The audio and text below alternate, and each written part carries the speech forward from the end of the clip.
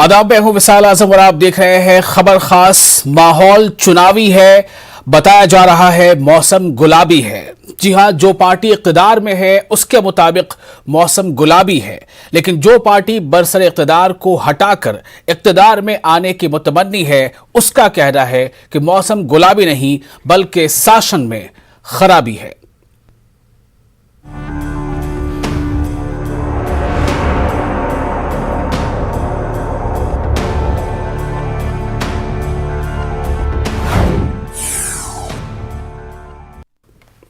नाज़रीन, आप सबको पता है कि 5 रियासतों में, जिनमें से एक जो मरकज के ज़ेर इंतजाम रियासत है यानी पुडुचेरी, तो पुडुचेरी को मिलाकर कुल 5 ऐसी रियासतें हैं जहां 27 मार्च से, यानी जो आगाज हो रहा है चुनाव का, तो 27 मार्च से लेकर वो 29 अप्रैल तक में इन 5 रियासतों में इंतखाबात मुकम्मल हो जाएंगे। इनमें असम है, इनमें मगरबी बंगाल है, तमिलनाडु है, केरल है और पुडुचेरी है। लेकिन इन सब में जो सबसे ज्यादा सुर्खियों में है वो रियासत है मगरबी बंगाल। उसकी वजह यह है कि मगरबी बंगाल में एक तो बरसर इक़्तिदार जमात टीएमसी है, ममता बनर्जी उसके लीडर हैं, जिनके बारे में कहा जाता है कि स्ट्रीट फाइटर हैं और जो कहना होता है करना होता है, खुलकर कहती हैं, खुलकर इक़दाम करती हैं। और बीजेपी ने वहां पूरी ताकत लगा रखी है। बीजेपी ने काफी पहले से ही वहां बहुत मेहनत भी की है और इन दोनों में ही समझा जा रहा है कि मुकाबला ज्यादा है। हालांकि उसकी एक वजह क्या है, चूंकि तीसरा जो एक इत्तेहाद है जिसमें लेफ्ट और कांग्रेस शामिल है, उसकी खबरें थोड़ी कम आ रही है। उसकी भी कुछ अपनी सियासी मजबूरियां हैं, क्योंकि उनमें से एक पार्टी ऐसी है जो बंगाल में तो यहां पर अलायंस में है लेकिन केरल में उसके मुखालिफत में है। तो शायद ये जब तक केरल का इंतखाब मुकम्मल नहीं हो जाता तब तक मुझे लगता है कि उस पार्टी को खुलकर या उस पार्टी के बड़े लीडर को बंगाल में आकर अभी कैंपेन करने से थोड़ा सा सियासी मजबूरी के तहत उन्हें रुकना पड़ रहा है। बहरहाल ये दो ऐसी पार्टियां हैं जो सीधे तौर पर आमने सामने हैं, ममता बनर्जी की टीएमसी और बीजेपी। बीजेपी में काफी बड़ी तादाद में टीएमसी के नेता, उनमें काफी एमएलए वगैरह भी हैं और पुराने लोग भी हैं, वो सब काफी बड़ी तादाद में टीएमसी को छोड़कर बीजेपी में भी आए हैं। इसलिए कुछ लोग तो ये भी कहते हैं कि बीजेपी दरअसल बीजेपी वहां पर नहीं, वो टीएमसी की ही एक तरह से बी टीम है। बहरहाल ये अवाम के लिए है बातें। हम आज खासतौर से बात कर रहे हैं इस चुनावी मौसम में वादों की। वादा तेरा वादा, पहले टीएमसी का मंशूर जारी हुआ। टीएमसी ने अपने मंशूर में खास तौर से पिछड़े तबके को, दलितों को, आदिवासियों को समेटने की कोशिश की, उन्हें लुभाने की कोशिश की। पहले तो ममता बनर्जी ने यह बताया कि उनकी सरकार ने काम क्या किया है, किस तरह से फलाही स्कीमें चलाई हैं और अगर इक़्तिदार में फिर से आती हैं तो क्या क्या करेंगी। अब बीजेपी का भी मंशूर एक रोज कबल ही जारी हो गया है और बीजेपी ने भी लगभग हर उस पॉइंट पर जहां से लगता था कि टीएमसी का मंशूर थोड़ा भारी पड़ सकता है, उसके जवाब में भी बीजेपी के वादों में भी बहुत कुछ है। अब जाहिर सी बात है कि चूंकि चुनाव जीतने का कई हरबा होता है, चुनाव जीतने की कई तरह की कोशिशें होती हैं, उनमें से एक कोशिश मैनिफेस्टो के जरिए से भी आता है। हालांकि मैनिफेस्टो का नाम बदलता रहा है। एक तरफ पहले घोषणा पत्र हुआ करता था कि यानी अगर हम आए तो हम ये करेंगे, लेकिन कई बार इसको जो है चैलेंज किया जाने लगा, यहां तक कि अदालतों में बात पहुंची, तो अब उसका नाम संकल्प पत्र हो गया है। खासतौर से बीजेपी ने यह बताया है कि यह हमारा संकल्प है जो हम बता रहे हैं। तो हम इसी की बारीकियों पर आज गौर करने की कोशिश करेंगे। हमारे साथ कई मेहमान हैं, हम उनका तारुफ पहले करा देते हैं। हमारे साथ होंगे बीजेपी के नवीन कुमार, हमारे साथ होंगे कांग्रेस के असित नाथ तिवारी, प्रभात चंद्र तिवारी टीएमसी लीडर होंगे हमारे साथ, और जे सागर जो सीनियर सहाफी हैं। इन सब लोगों से हम बारी बारी से पूछेंगे कि दरअसल क्या कुछ इसमें खास है और किस तरह से ये जो वादा है ये वाकई क्या ऐसा वादा है कि इसी वादे पर भरोसा करते हुए आवाम एक बार फिर उस पार्टी को वोट देगी, उस पार्टी को इक़्तिदार तक पहुंचाएगी जिसके मंशूर में बड़े बड़े ज्यादा वादे हैं। हम आपको बताएं, जिस तरह से ममता बनर्जी ने यह कहा कि खवातीन के लिए हम खास तरह के स्कीम लाएंगे, सपोर्ट सिस्टम लाएंगे, उस तरह से वहां बीजेपी ने भी कह दिया है कि बीजेपी खवातीन को सरकारी नौकरियों में 33% रिजर्वेशन देगी। दूसरा, खवातीन के लिए जो ट्रांसपोर्ट सिस्टम है, पब्लिक ट्रांसपोर्ट सिस्टम, वो मुफ्त होगा। तो ये दो ऐसी बातें हैं जिससे ऐसा लगता है कि ममता बनर्जी का जो बेस है, चुनाव में जो ताकत है ममता बनर्जी की, यह कहा जाता है कि चूंकि ममता बनर्जी खुद एक खातून है तो खवातीन का भरोसा ममता पर ज्यादा होता है। तो इस भरोसे को कुछ अपने पाले में करने की कोशिश बीजेपी ने जरूर की है अपने संकल्प पत्र के जरिए से। बीजेपी ने यह भी कहा है कि KG to PG education free होगा, जबकि टीएमसी ने यह कहा था कि जो स्टूडेंट्स हैं उनके लिए हम 10 लाख रुपए तक का कर्ज स्टूडेंट को सिर्फ 4% के इंटरेस्ट पर देंगे क्रेडिट कार्ड के जरिए से। टीएमसी ने किसानों के लिए पैसों का ऐलान किया था। इधर बीजेपी ने भी ऐलान कर दिया है कि किसानों और जो मछुआरे हैं उनकी जो बकाया रकम है, जो राशि है, वो जल्द से जल्द दी जाएगी। एक बड़ा फैक्टर है, जो बड़ी बात है खरी खरी, वो ये है कि टीएमसी ने कहा था कि एनपीआर लागू नहीं होने देंगे। बीजेपी का कहना है कि कैबिनेट की पहली बैठक में सीएए के तहत वो ऐसे लोग जिन्हें यहां की शहरियत दी जानी है उसके लिए हम कदम उठाएंगे। तो कुछ बातें तो ऐसी हैं जो स्ट्रेटेजिकली कुछ पार्टियों के लिए एक खास स्टेट में फिट बैठती हैं, तो उसे उन्होंने आगे कर दिया है। हालांकि यही बीजेपी है जो असम में सीए के नाम पर बीजेपी थोड़ा चुप्पी साधे हुए। बहरहाल हम इस पर बात करते हैं। हमारे साथ असित नाथ तिवारी जुड़ चुके हैं, कांग्रेस के तर्जुमान हैं, और जय सागर सीनियर जर्नलिस्ट हैं। आप दोनों का बहुत बहुत खैर मकदम है। सबसे पहले सागर साहब, मैं आपके पास आता हूं और यह जानना चाहता हूं कि बंगाल की जो संस्कृति है, बंगाल का जो अपना एक पॉलिटिकल कल्चर है, क्या बंगाल के पॉलिटिकल कल्चर में मैनिफेस्टो, घोषणा पत्र या संकल्प पत्र ये बहुत अहम आज भी है या नहीं है?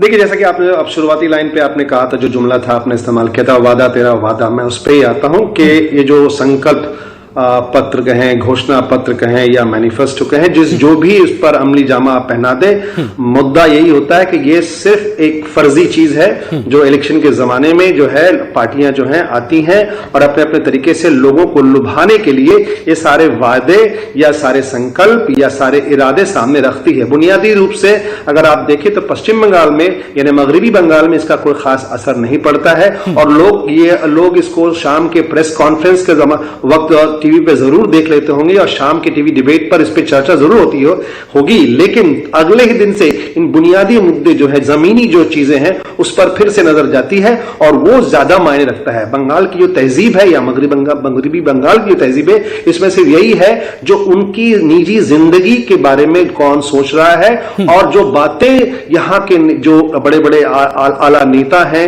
या नेत्री हैं वो कह रही हैं, लोगों के बीच जाके कह रही हैं। जैसे कि आपने कई सारी बातें कही संकल्प पत्र के बारे में, लेकिन ममता बनर्जी ने साथ में यह भी ऐलान किया कि अगर वो सरकार में आती हैं तो वो राशन जो है, जो अब तक जून तक है, वो शायद वो पूरी वो एक तबके के लिए जिंदगी भर कर दे। तो ये सब छोटी छोटी बातें हैं जो आपने कहा कि खवातीन को वो लुभाने की कोशिश कर रही हैं, वो भी कहीं ना कहीं लोगों पर असर कर रहा है। तो जो मंसूर की बातें आपने की, मैं नहीं मानता, पिछले 25 साल में मैंने जितने इलेक्शन देखे हैं कि मंसूर पर बेस करके या मैनिफेस्टो या संकल्प पत्र पर आधार करके यहां के लोगों ने, यहां के जो आवाम है, उस पर बेस करके कोई वोट दिया है कभी। चलिए, ये आपका एक अपना तज्जिया है। अब हम सीधे तौर पर जो बीजेपी के हमारे साथ पैनलिस्ट है नवीन कुमार, वो हमारे साथ जुड़ चुके हैं। नवीन जी, आपका बहुत इस्तकबाल है। नवीन जी, बीजेपी का जो संकल्प पत्र है, इसमें ऐसी क्या क्या खास बातें हैं आपके ज़बानी सुनना चाहेंगे हम, कि जो आपको लगता है कि बंगाल में बीजेपी को इख्तिदार तक पहुंचा सकती है? नहीं, इसके अंदर सभी वर्गों को साथ में लेकर चलने की बात है, और ये नहीं बल्कि बंगाल में जिस प्रकार से पिछले समय में, पिछले 10 वर्षों में बंगाल को नष्ट कर दिया गया, उसको बचाने की कवायद है। बंगाल में 75 लाख के आसपास किसान हैं। उन किसानों को प्रधानमंत्री सम्मान निधि का पैसा नहीं मिला, तो उनको 18,000 रुपए एक साथ उन सब किसानों को मिले, इसकी व्यवस्था हमने अपने संकल्प पत्र में दोहराई है। यही नहीं बल्कि जो कृषक समाज सुरक्षा योजना राज्य सरकार की है, जो कि पश्चिम बंगाल सरकार ने भी लागू नहीं करी है, उसके तहत 10,000 रुपए देने, 4,000 रुपए देने चाहिए थे हर किसान को, वो नहीं दिए गए। तो कुल मिलाकर के अगर 10,000 रुपए सालाना, 10,000 रुपए का पिछला वाला भी और 18,000 रुपए ये किसानों को मिलेगा, तो हाँ बहुत बड़ी बात है, किसानों को बड़ा लाभ मिलने वाला है इससे। आयुष्मान योजना अभी तक पश्चिम बंगाल में लागू नहीं हुई है। 5 लाख रुपए का हर एक वर्ग के, चाहे कोई किसी भी समाज का भारतीय नागरिक को, हर एक नागरिक को जो पश्चिम बंगाल में रहने वाला है उसको 5 लाख रुपए का आयुष्मान योजना के तहत स्वास्थ्य बीमा मिले। ये योजना लागू होनी चाहिए थी, नहीं हुई, लेकिन हमारी सरकार आएगी तो उसको लागू करेगी। यही नहीं बल्कि चाहे दुर्गा पूजा हो या कोई और आपने धार्मिक अनुष्ठान करने हो, उसके लिए आपको कोर्ट कचहरी जाना नहीं पड़ेगा, उसके लिए बाकायदा रास्ते खुले मिलेंगे। वहां पर केजी से पीजी तक के बच्चों को, महिलाओं को, कन्याओं को शिक्षा मिले मुफ्त में, ये सरकार ने तय किया है।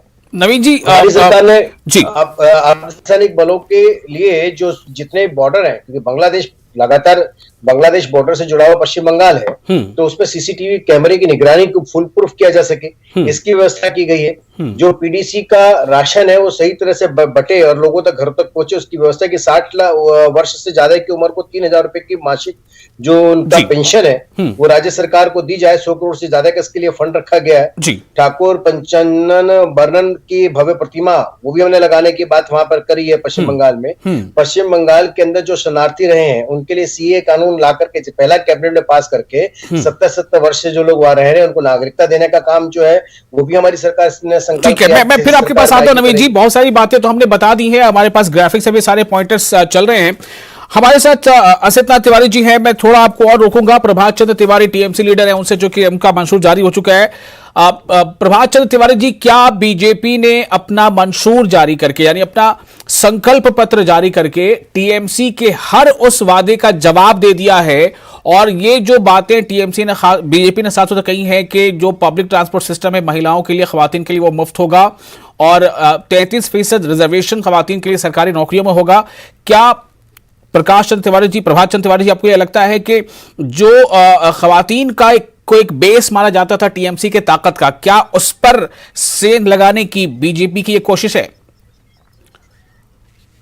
बीजेपी का जो संकल्प पत्र आया है कल, उसको हमने पढ़ा और देखा और समझने की कोशिश की है। पिछले 7 साल पहले भी जब संकल्प पत्र आया था तो उसमें भी कहा गया था कि 2 करोड़ रोजगार मिलेगा, काला धन आएगा, अच्छे दिन आएंगे, 15 लाख सबके फंड में आ जाएगा, लेकिन वो जुमला ही रह गया। तो कहीं ऐसा बंगाल का भी तो नहीं है कि ये सिर्फ जो है संकल्प पत्र है और जुमला पत्र होकर रह जाए। और रही बात, ये कन्याओं की बात करते हैं, महिलाओं की बात करते हैं, तो कन्याश्री जो है पूरे विश्व के पटल पर हमारा 1 नंबर का पुरस्कार मिला है कन्याश्री में, जिसके द्वारा कन्याएं पढ़ने जाती हैं स्कूल से। दूसरी बात रही कि इनके घोषणा पत्र में जो ये कह रहे हैं कि ये जो है बस में फ्री मुहैया कराएंगे महिलाओं के लिए, तो हमारा कहने का मतलब क्या, इनके गुजरात में क्या फ्री में चल रहा है? उत्तर प्रदेश में इनकी सरकार है, क्या फ्री में वहां महिलाएं बैठ रही हैं? तो भैया ये घोषणा पत्र है या जुमला पत्र है, ये तो आने वाले दिन में बताएगा। और रही बात हमारे में सेंध मानने की, तो पश्चिम बंगाल में ममता दीदी नंबर 1 पे हैं और रहेंगी। तीसरी बार ममता दीदी जो है मुख्यमंत्री बनने जा रही हैं। 2 मई को आप भी रहिएगा, हम भी रहेंगे और भाई साहब भी रहेंगे। चलिए ठीक है, अब मैं असित नाथ तिवारी आपके पास आता हूं। आपका अभी मंशूर जारी नहीं हुआ है बंगाल में कांग्रेस लेफ्ट का, लेकिन मैं ये जानना चाहता हूं कि क्या इन दोनों के मंशूर से, यानी ममता बनर्जी टीएमसी का जो मंशूर है, जिसे हम मैनिफेस्टो कहते हैं लेकिन हिंदी में उसकी टर्मिनोलॉजी अलग अलग हो जाती है, कहीं वो संकल्प पत्र है, कहीं घोषणा पत्र है, क्या इससे कांग्रेस लेफ्ट अलायंस को कुछ एक राह नजर आ रही है? और दूसरी अहम बात यह है कि क्या इसमें ऐसे वादे हैं जो कांग्रेस लेफ्ट अलायंस को इससे बढ़कर वादे करने पर मजबूर करेंगे? देखिए विशाल जी, जिसे ये लोग संकल्प पत्र कह रहे हैं, दरअसल वो एक गल्प पत्र है। भारतीय जनता पार्टी का पूरी दुनिया में झूठ बोलने के लिए डंका बजता है। इन्होंने कहा केजी से पीजी तक मुफ्त कर देंगे पढ़ाई लड़कियों की। अव्वल तो ये कि पूरे भारत में कहीं भी अभी सरकारी स्कूल में केजी की पढ़ाई नहीं होती है, पहली से पढ़ाई होती है और पहली से 10वीं तक वो पढ़ाई मुफ्त ही होती है। इन भाजपा शासित किसी राज्य में केजी की पढ़ाई हो रही हो तो ये लोग आके बता दें। तो जब वहां नहीं पढ़ा पाए तो क्या बंगाल में जाता है ये केजी पढ़ाना शुरू कर देंगे? तो झूठ बोलने में देखिए इनका कोई मुकाबला नहीं है, इसलिए इनकी बातों पर जाने का कोई मतलब है नहीं। अब ये जो दूसरा पक्ष है ये कह रहा है कि भाई 33% आरक्षण हम महिलाओं को नौकरी में देंगे। भाई नौकरियां दीजिएगा तब तो। 5 साल की सरकार में आपने कितनी नौकरियां दी? नौकरियां तो ममता दीदी दे ही नहीं रही हैं वहां। यही तो वहां की असली समस्या है, इसीलिए तो वहां की युवा आज नाराज हैं, इसीलिए तो वो खफा हैं। तो आप आरक्षण तो दे देंगे लेकिन नौकरियां देंगे तब तो आरक्षण का लाभ मिलेगा। तो ये गल्प पत्र है, भाजपा का भी गल्प पत्र है और इनका भी ये गल्प पत्र है। ये सीधे सीधे लोगों को धोखा देने का काम है और कुछ नहीं है विशाल जी। इसलिए कांग्रेस और कांग्रेस गठबंधन को चिंता करने की जरूरत नहीं है। हम बुनियादी मुद्दों पर बात कर रहे हैं, पब्लिक हमें समझ रही है, पब्लिक ये जान रही है कि भाजपा ने जहां जाए पूरे देश की अर्थव्यवस्था चौपट कर दी, बंगाल को जाके ये क्या कर देंगे, बदल देंगे। मतलब जिनको इस देश सौंपा गया, बर्बाद कर दिया अर्थव्यवस्था को पूरी दुनिया। अभी आपको जान के हैरानी होगी कि विश्व बैंक से सबसे अधिक कर्ज लेने वाला देश भारत बन गया है और ये लोग जाके बंगाल को बदल देंगे। क्या बेमतलब बेसिर पैर की इनकी बातें आपको आप अंदाजा लगा पा रहे हैं। इसलिए कांग्रेस गठबंधन को चिंता नहीं करनी है। हम ठीक है, मैंने सबका फर्स्ट टेक ले लिया, मैं क्रॉस कराता हूं थोड़ा। अब मैं फिर से आऊंगा जय सागर जी के पास। सागर जी, आपने तीनों को सुन लिया, आपने जिन दो पार्टियों का मंशूर जारी हो चुका है उन्हें भी सुन लिया, आपने कांग्रेस को भी सुन लिया। मैं बहुत छोटा सा रिएक्शन तीनों पर चाहूंगा आपका।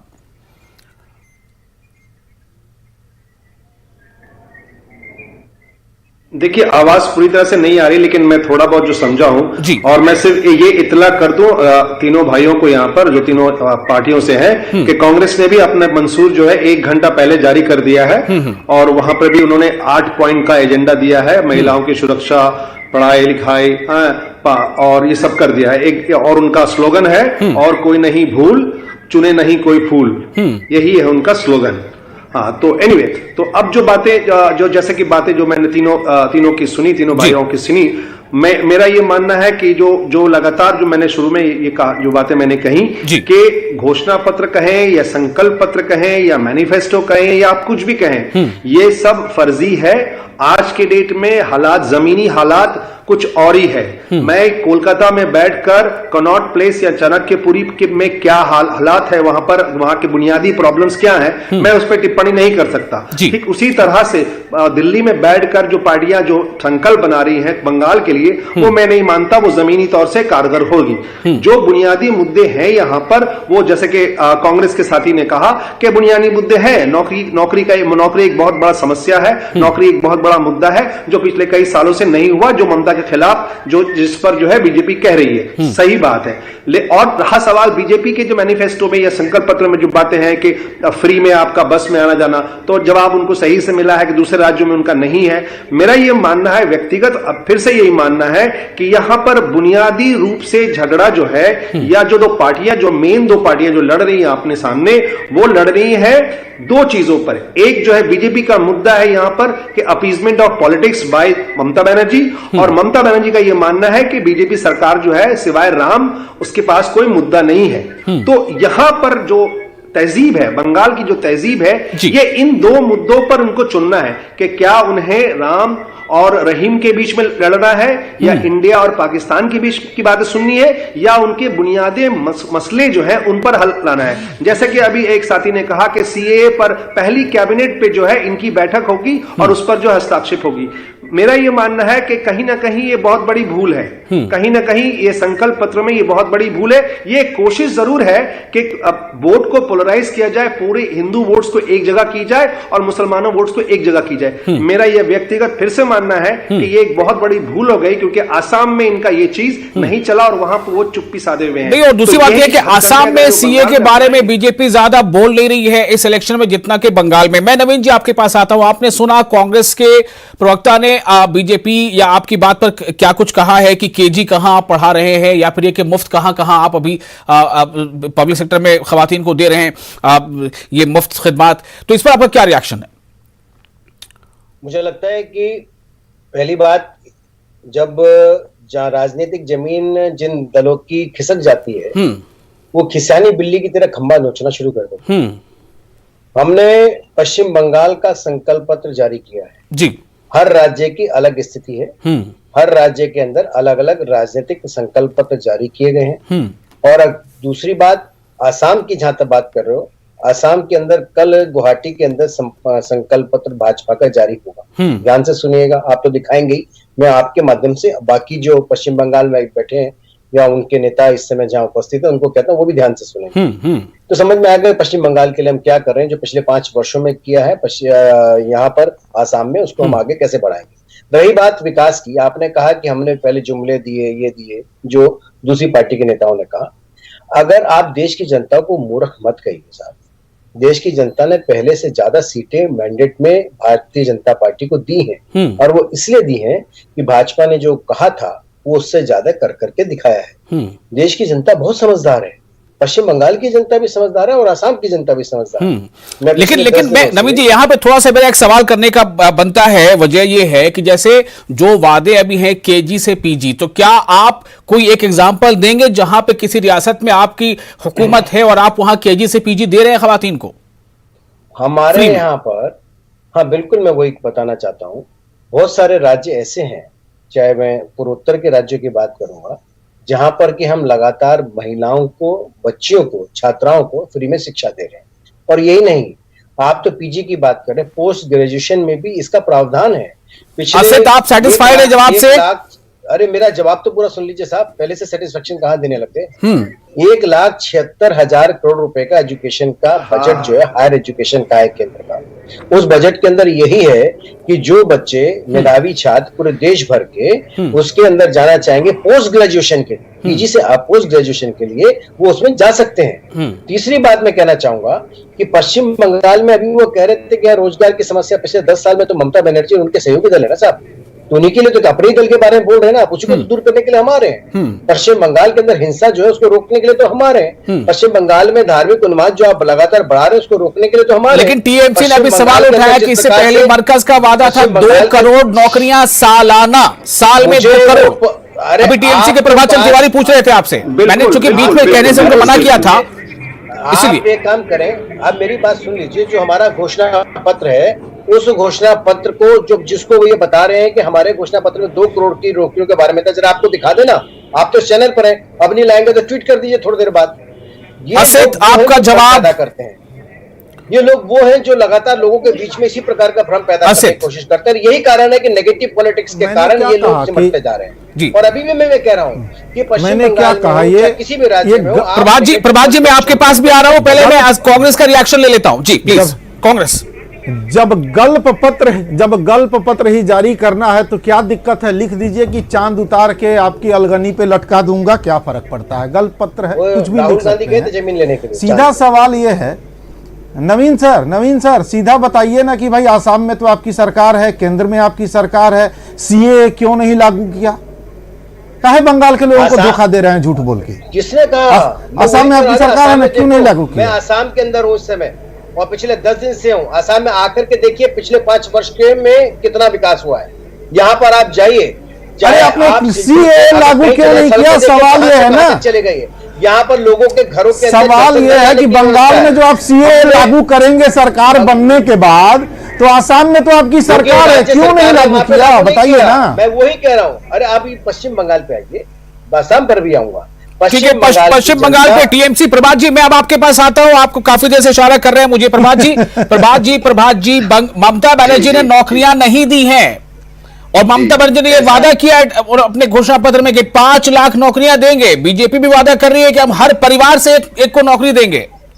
देखिए, रोटी कपड़ा और मकान ममता दीदी दे रही है, और इसीलिए 2 बार जीती है और तीसरी बार भी जीतने जा रही है। हमने स्टूडेंट क्रेडिट कार्ड किया है, 10 लाख जो है स्टूडेंट को हाई स्टडी के लिए लोन मिलेगा। तो हमारा कहने का मतलब, हमारी सोच पहली है। ये जो कन्याओं की बात कर रहे हैं, कन्याश्री तो हम विश्व पटल भी इनाम पा चुके हैं, तो इनके पास कुछ नहीं है। 5 रुपया में हम माँ किचन चला रहे हैं, 5 रुपया में आपको दाल भात सब्जी और डीम। बीजेपी का वादा है अन्नपूर्णा कैंटीन चलाने का।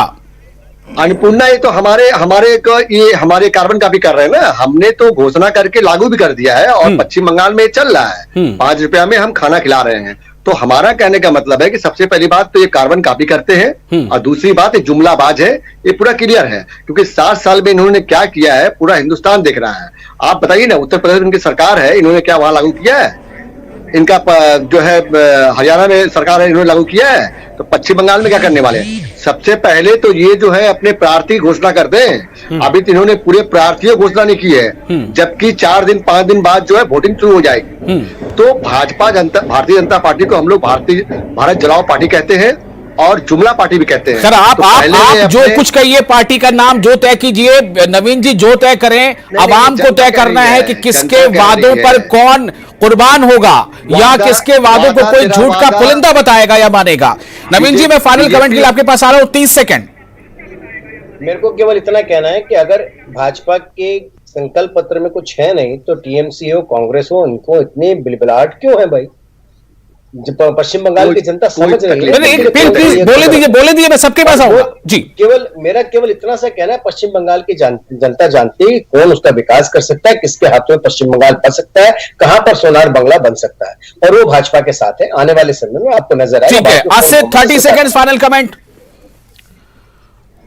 देखिए विशाल जी, महत्वपूर्ण यह है कि हम सबको इस बात से लोगों को आगाह करना है कि भाजपा बंगाल में पहुंच गई है तो सांप्रदायिक उन्माद न फैले। भाजपा जहां जाती है वहां गरीबों की बस्तियां फुकवाती है, बेकसूरों की लाशें गिरवाती है और उस पर राजनीति करती है।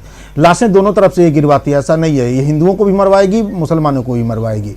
तो नुकसान सबका है, ये हम सबको समझना है कि नुकसान सबका है। इस नुकसान से लोगों को बचाने की कोशिश हम सबको मिलकर करनी है। जी, Prabhat Chandra Tiwari, final comment, TMC 30 second. Bengal अपनी लड़की को चाहता है। बंगाल में तीसरी बार ममता दीदी तीसरी बार आ रही है और हम सरकार बनाकर और तरक्की के राह पर पश्चिम बंगाल को ले जाएंगे। और सोनार बांग्ला, ये लोग तो सोनार बांग्ला कहते हैं, इनको तो बांग्ला बोलना भी नहीं आता है। सोनार बांग्ला था और सोनार बांग्ला रहेगा, ये ममता दीदी करेंगे। ठीक है सागर जी, मैं फाइनल कमेंट आपसे लेना चाहूंगा कि आप क्या देख रहे हैं मैनिफेस्टो की ये सियासत कितना करेगी मुतासिर बंगाल की आवाम को? ये मेरे तीनों साथियों ने जो कहा है, मैं उन तीनों का ही तीनों की ही पंक्तियों को मैं एक जगह कर दूं कि बंगाल की जनता जानती है किनसे उनको फायदा होगा और 2 मई को उसका रिजल्ट आ जाएगा। बंगाल की जनता ये नहीं चाहती है कि यहाँ पे खून खराबा हो, लाशें गिरे और दोनों समुदाय के बीच में झड़प हो। और तीसरी बात जो मेरे तीसरे साथी टीएमसी के ने कहा उन्होंने कि अब की बार ममता सरकार, तो शायद ये वक्त के हाथ हम छोड़ दें, किसकी होगी सरकार, अमन और शांत रहे, राज्य में जो है तरक्की हो, इसी की कामना हम सब करते हैं, इसी की दुआएं। चलिए, बहुत बहुत शुक्रिया आप तमाम लोगों का अपना वक्त देने के लिए। तो वादा तेरा वादा, वादों की सेज तैयार है, कौन किस पर कितना अमल करता है, अवाम किससे होती है दूर या किससे जाती है करीब, ज्यादा देखना होगा। आदाब।